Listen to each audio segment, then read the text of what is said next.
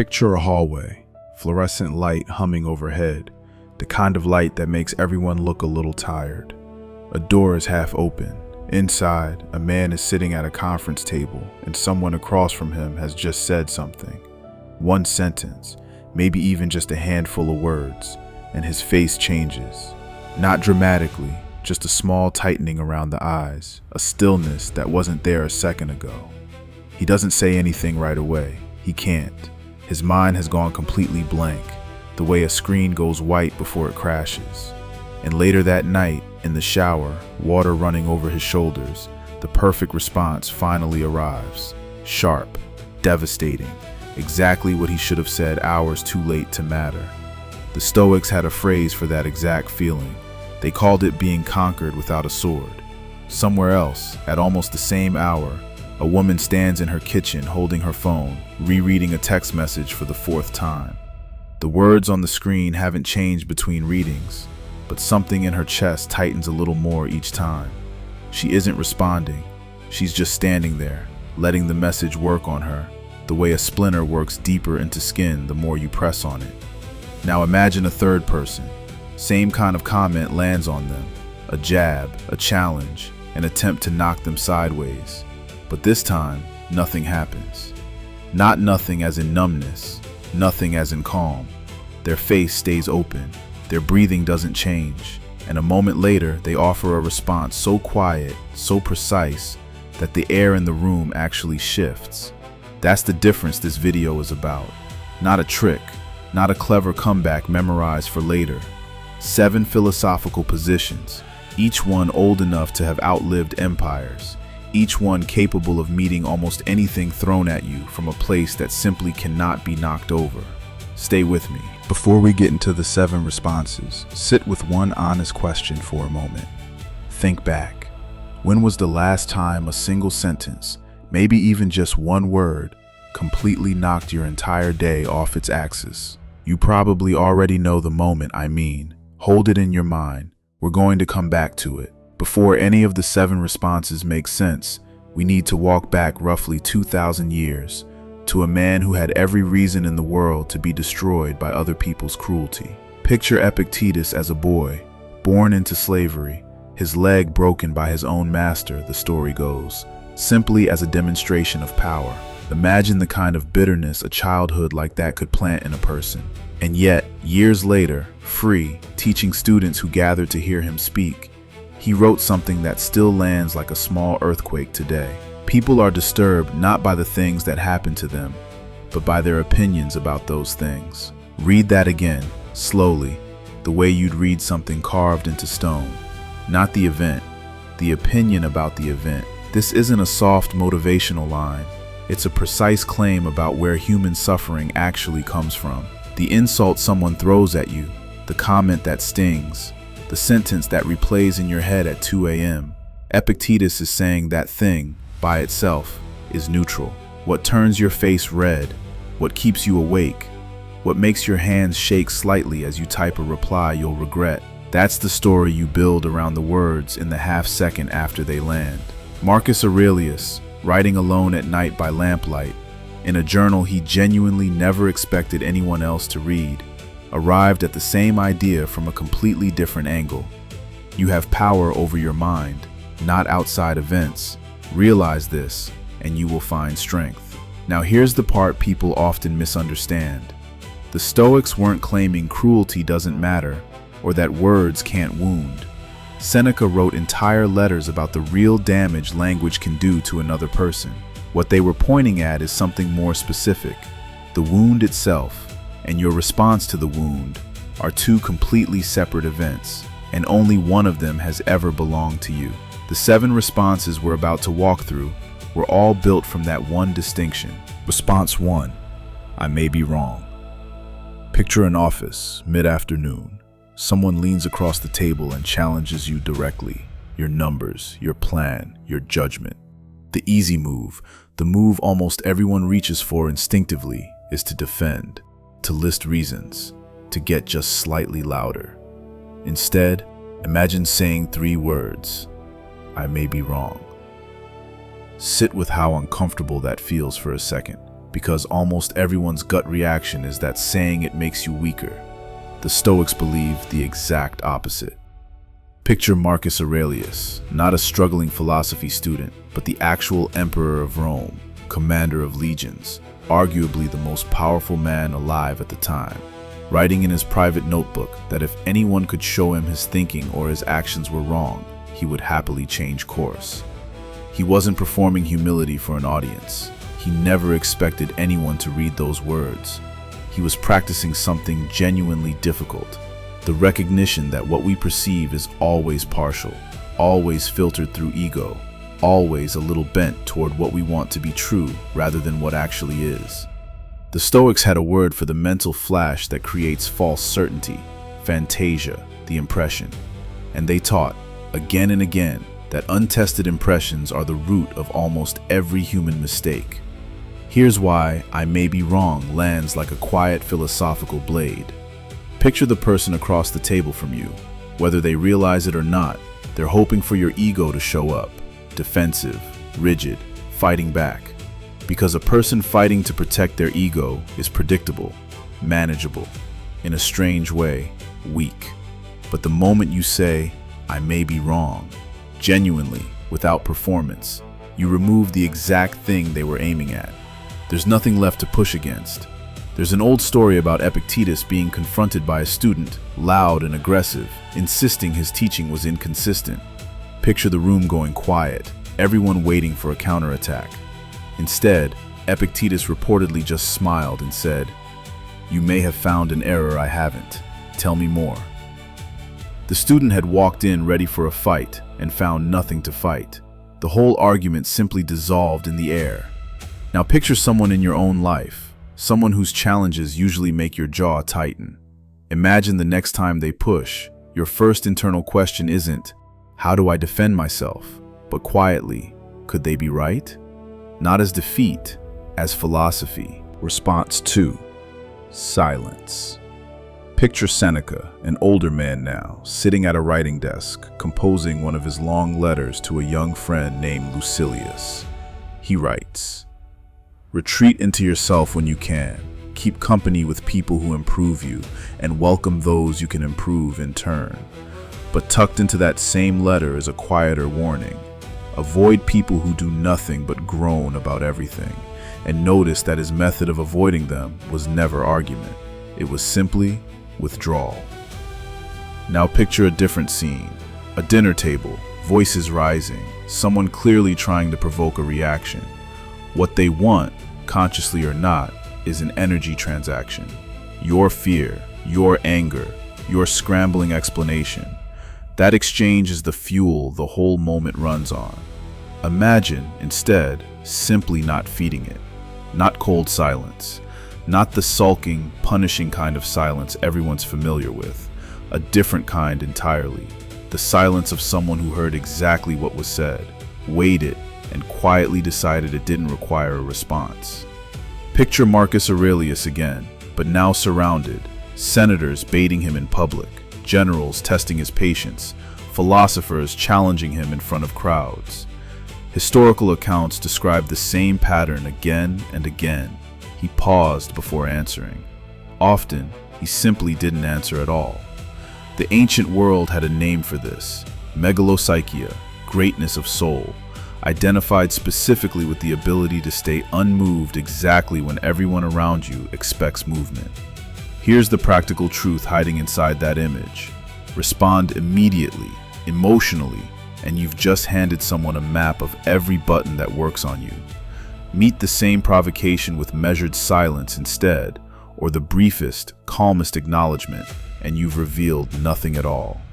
You remain, as the Stoics would put it, free. Response 3. That's an interesting perspective. Imagine a conversation at a family gathering, someone stating an opinion you find genuinely difficult to hear. The easy reflex is to engage, to argue, correct, push back point by point. This response asks for something far harder, to engage without absorbing. Epictetus opens his handbook of Stoic practice with the foundational line beneath everything we're discussing today. Some things are within our control, and others simply are not. That's an interesting perspective, is that exact idea spoken aloud. Picture saying it slowly, meaning every word. It doesn't say you agree. It doesn't say you disagree. It takes no position at all on whether the other person is right or wrong. What it says is simpler. I heard you. I see that you hold this view, and I'm choosing, deliberately, not to make it mine to carry. The Stoics were fascinated by something they called sympathia, the deep interconnectedness running through everything. But they were equally fascinated by its shadow side, the way we unconsciously absorb other people's anxieties, certainties, and judgments as if they were our own. They called that absorption pathos, disturbance arriving from outside rather than from within. Picture that's an interesting perspective as a kind of firewall, creating what Epictetus called diastema, distance, an interval of space between the impression landing and your response to it. But here's the catch, and it matters. This only works if it's actually true. The Stoics had no patience for performance. Saying it while quietly seething underneath accomplishes nothing. The real version means genuinely finding the variety of human opinion interesting rather than threatening. Picture Marcus Aurelius writing to himself before sunrise, knowing exactly what kind of day was ahead. People who would be meddling, ungrateful, dishonest, difficult, and reminding himself that he had seen both the beauty and goodness and the ugliness in wrongdoing, and recognized that even the person doing wrong shared something of his own nature. He wasn't excusing the behavior. He was choosing to find the person behind it genuinely worth understanding. That's what this response actually means, underneath the words. I see you as a human being who arrived somewhere through a process I'm allowed to examine without feeling threatened by it. Response 4. Let me think about that. Picture a culture that treats speed as a virtue. Reply instantly, react in real time, never let a silence sit unfilled. The Stoics looked at this same impulse 2,000 years before group chats existed, and they identified it immediately as one of the most reliable paths towards hamartia, missing the mark entirely. Picture Seneca, candle burning low, writing that he keeps constant watch over himself, reviewing each day before it's allowed to close. That daily review became a cornerstone of Stoic practice, built on one simple premise: time reveals what speed conceals. Imagine someone challenging you directly, and instead of firing back, you simply say, "Let me think about that," and you genuinely mean it. Picture what that single sentence actually does. It honors logos, reason, the faculty the Stoics considered our most distinctly human, even our most divine, attribute, instead of letting ego or raw impulse speak first. It also signals something quietly disarming to the other person. You're taking them seriously enough to actually consider what they said, which is a kind of respect most people walk into an argument completely unprepared to receive. There's a striking account from the historian Cassius Dio describing Marcus Aurelius presiding over legal disputes. Picture the courtroom, many emperors before him known for fast, sometimes careless rulings, and Marcus instead asking follow-up questions, requesting time, consulting precedent, sometimes sleeping on a decision before delivering it.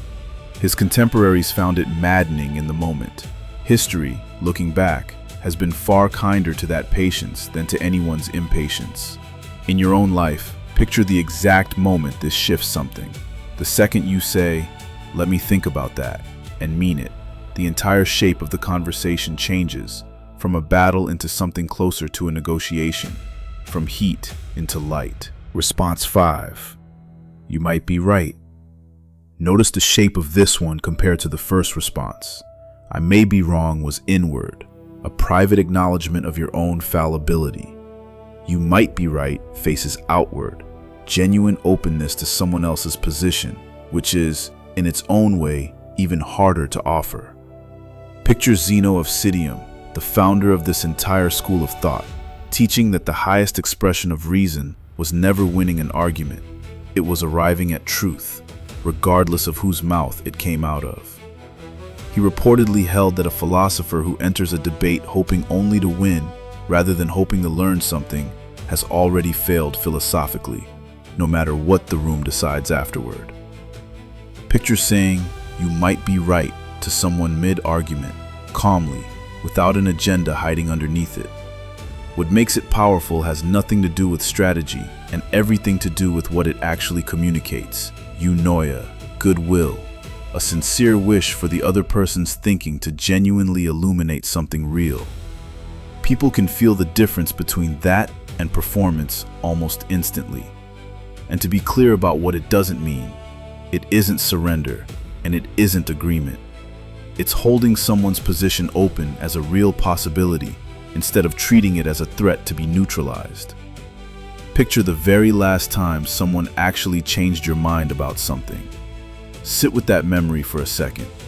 Was it really the sharpness of their argument that moved you? Or was it the quiet sense that they respected you enough to want you to genuinely understand, that they were trying to reach you, not defeat you? You might be right is how you offer someone else that exact feeling, even in the middle of the hardest conversation you've had in months. Response 6. This doesn't require my reaction. This one is rarely spoken out loud at all. Picture it instead as something happening entirely inside you, in the half second before your mouth opens to say the thing you'll spend the rest of the night regretting.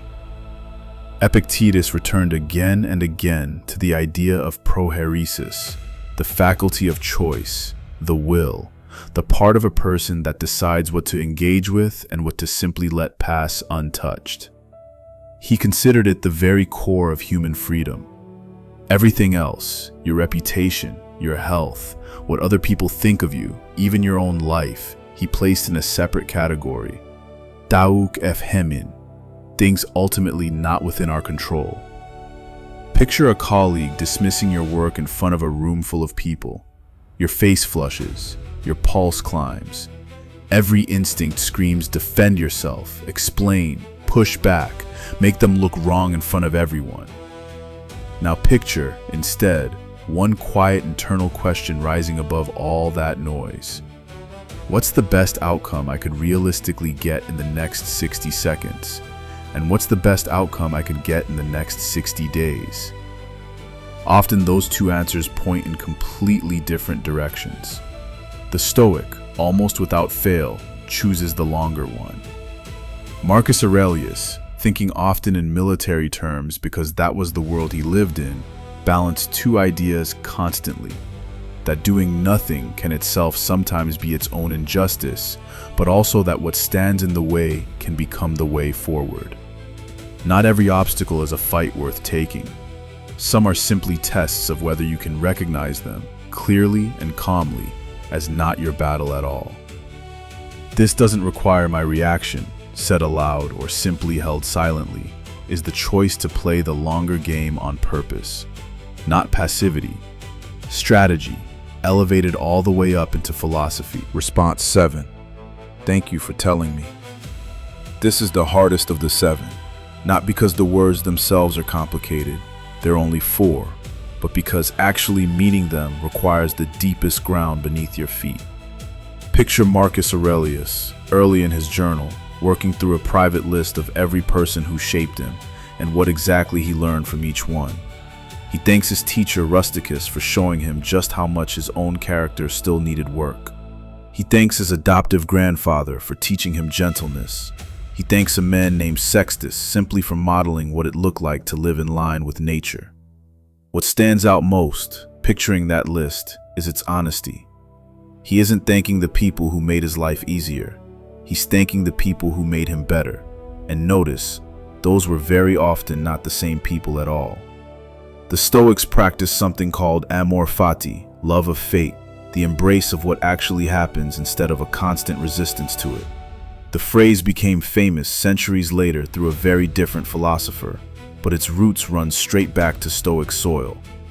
Thank you for telling me is amor fati, lived out in conversation. It's recognizing that hard feedback, unwelcome truths, even hostile criticism, all carry something inside them. Information about how you're actually being perceived, about the gap between the person you imagine yourself to be and the person you're presenting to the room. To be clear, the Stoics weren't sentimental about this. Epictetus was direct. You weigh feedback with reason, not blind acceptance. But he was equally direct about something else. The reflex to dismiss feedback instantly, to protect yourself from ever hearing it, to meet anyone offering it with hostility. That reflex is one of the clearest signs a person has quietly stopped growing. Picture Seneca, writing in one of his most tender letters, urging his friend to gather and keep the thoughts that will help him later, in moments of real difficulty. Picture him saying that at the end of a day spent well, he tells himself, "This day is mine." A day truly becomes yours once you've gathered everything it offered, including the uncomfortable parts, including the moment that required you to say, and genuinely mean, "Thank you for telling me." Let's bring this back to where we started.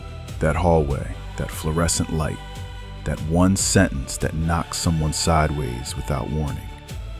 Picture now a version of that same person weeks or months later in a nearly identical moment. Same kind of comment lands, but this time their face stays open. Their breathing doesn't change. They're not performing calm. They simply are calm because something underneath has shifted. There is a version of you that never again has to scramble for the perfect comeback hours too late in the shower. Not because you've memorized 7 clever lines, but because you've internalized something underneath all of them. You are not your reputation. You are not other people's opinions of you. You are not your worst sentence or your most embarrassing moment. You are, as Marcus Aurelius reminded himself at the end of long, exhausting days running an empire, a soul governing a body. And from that place, clear, grounded, governing itself, no comment, no provocation, no person on earth can silence you, because you were never the one making the noise in the first place. Let's walk back through all 7 one more time, slowly. 1. I may be wrong. The courage hiding inside intellectual humility. 2. Silence. The strength of a response that needs no words at all. 3. That's an interesting perspective. A firewall built from genuine curiosity. 4. Let me think about that. The dignity of deliberate reason. 5. You might be right. The kind of openness that quietly disarms conflict. 6. This doesn't require my reaction. The freedom found in strategic withdrawal. 7. Thank you for telling me. The deepest discipline of the 7. None of these become yours just from watching a video, and I want to be honest with you about that, the way I always try to be on this channel. They become yours through practice, through what Epictetus called ascesis, training, the daily, unglamorous exercise of a philosophical muscle. Marcus Aurelius didn't write his meditations because he'd already mastered any of this. He wrote them because he was still practicing, every single day, despite war, despite plague, despite loss, despite being the most powerful man alive. He wrote to hold himself accountable to the person he was still trying to become. So here's something to try tonight or tomorrow. Pick just one of these 7. Not in a crisis, somewhere ordinary, somewhere small. The next time you feel that old familiar pull to react fast, defensively, loudly. Try the quieter response instead, just once, and notice what happens in the space that opens up afterward. If something in this video shifted even slightly for you, a thought, a question, a small recognition, share it with one person who could use it today. That's genuinely how philosophy has survived this long, person to person, idea to idea. If you haven't yet, subscribe to Modern Stoicism. We go this deep every time, because the goal here was never just to learn about Stoicism. It was always to actually live it. And tell me in the comments, of these 7, which one do you think will be hardest for you to practice, not just understand? That's always the more honest question. Until next time, stay grounded, stay rational, and remember what Marcus Aurelius told himself on the mornings the world felt heaviest. You have power over your mind, not outside events. Realize this, and you will find strength.